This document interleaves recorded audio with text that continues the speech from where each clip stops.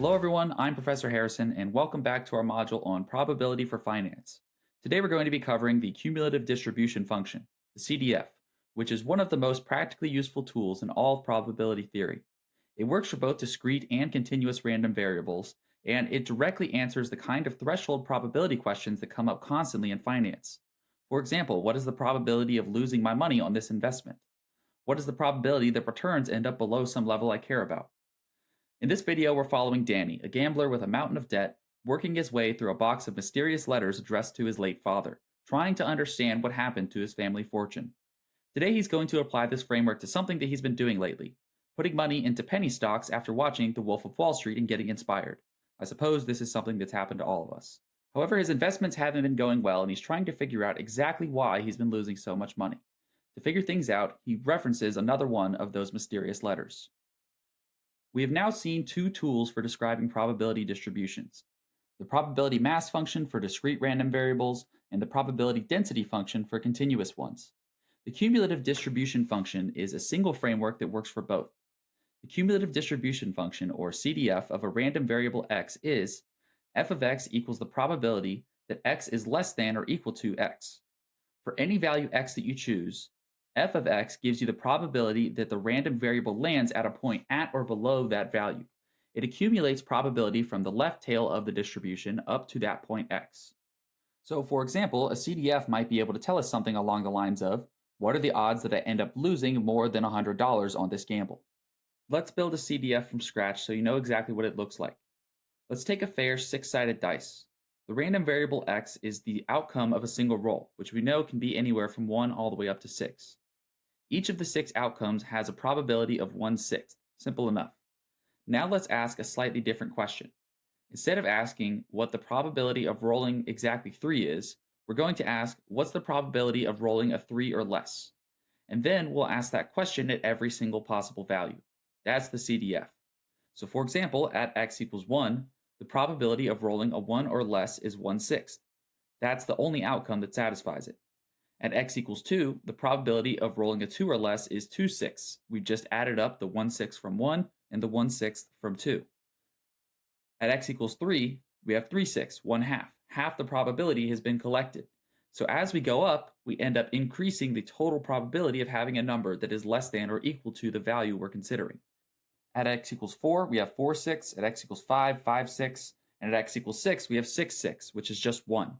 We've accumulated all of the probability, and there's nothing left to collect.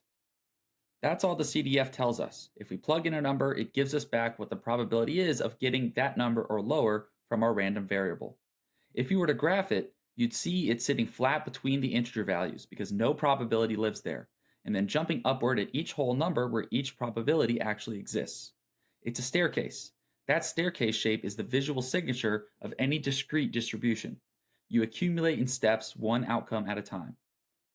4 properties hold for every cumulative distribution function, regardless of whether the underlying variable is discrete or continuous.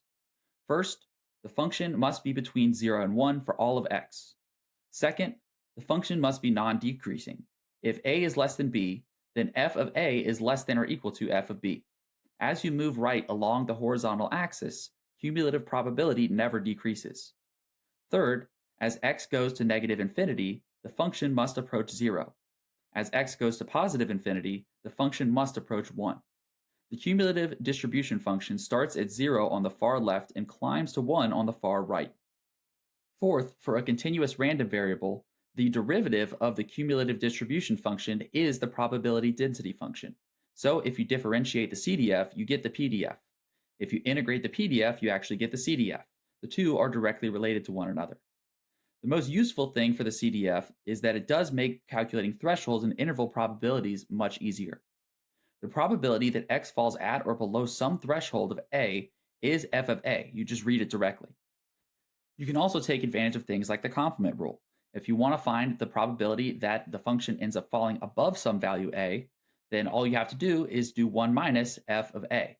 That way you're subtracting off the piece that's on the left side of the cutoff, leaving you only the piece that's on the right side.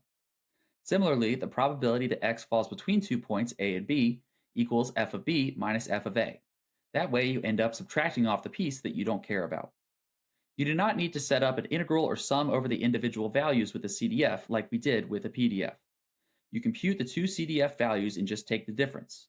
That ends up being the main reason why the CDF is so useful in practice.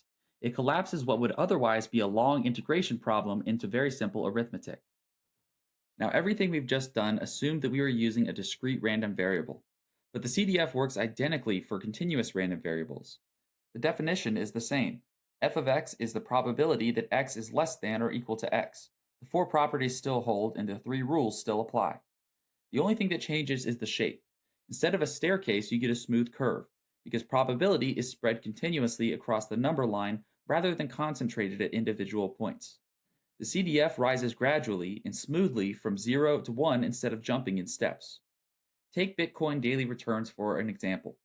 If you have a distribution for those returns, the CDF at 0 tells you the probability of a negative return. All you have to do is evaluate your function, your CDF, at 0 and read off the answer to figure out what the odds are that you end up losing money. Same threshold rules as using a discrete random variables, the exact same logic. And if you want the probability of a return falling between, say, negative 2% and positive 5%, that's just f of 5% minus f of negative 2%. Same interval rule. The continuous case has its own specific distributions, and we'll work through those more in depth as we go through the module. For now, the key point is that the CDF is the same object either way, same definition, same four properties, same three rules. Discrete and continuous just give it different shapes. Danny puts down the letter.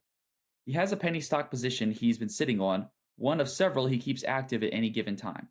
He's been treating it the way he treats most of his trades. It probably won't go anywhere, but there's a chance it runs. He pulls up the return data and looks at where the CDF sits at 0. The probability of ending up with a negative return on this position of losing money is 47%. He's been thinking of it as a long shot with upside. It is basically a coin flip against him. He goes through the rest of his open positions. The CDF at 0 on every single one of them is the first thing he checks. He has been making these trades for years and never realized what the odds were that he would end up losing money. This is the first time he's seen these problems with such precision before, and the answers are not what he expected. So that is the cumulative distribution function.